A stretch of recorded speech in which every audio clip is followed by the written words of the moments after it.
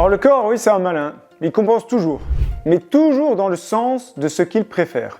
Alors c'est une grande loi en orthokinésie, en effet, il suit sa logique motrice, pas celle des bouquins d'anatomie. Il choisit ce qui lui coûte le moins, ce qui est le plus fluide, le plus stable. Bon, en gros, il choisit l'option batterie faible, mode économie d'énergie.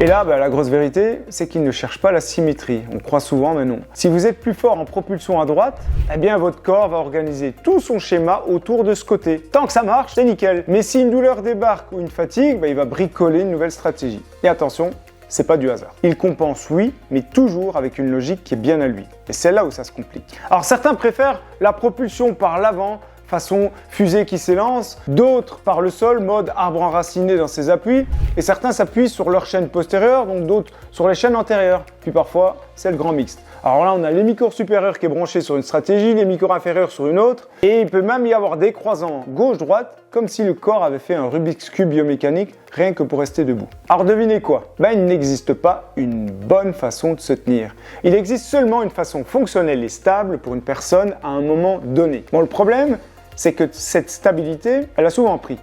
Plus d'énergie, plus d'usure, parfois une douleur qui arrivera plus tard, comme une facture qui est un peu oubliée. Allez, prenez un exemple concret. Un danseur avec une préférence antérieure globale. Bon, tout roule, tout est fluide. Jusqu'au jour où la hanche droite lui fait mal, que fait son corps? Il coupe la chaîne d'extension droite, il bascule son hémicorps inférieur droit en mode postérieur et compense à gauche avec des rotations et des paravertébraux qui vont bosser en heures supplémentaires. Est-ce une erreur? Pas du tout. C'est une adaptation de survie. Mais si vous corrigez ça sans traiter la hanche, vous détruisez la seule solution que son corps avait trouvée pour continuer à tourner. C'est comme couper le plan B sans avoir réglé le problème du plan A. Et c'est là que beaucoup se trompent. Alors, on croit qu'il faut remettre droit, mais en remettant droit, on déstabilise. D'où ma phrase fétiche, on ne corrige jamais une posture sans comprendre ce qu'elle protège. Et c'est exactement pour ça que le bilan postural OPS dynamique est essentiel.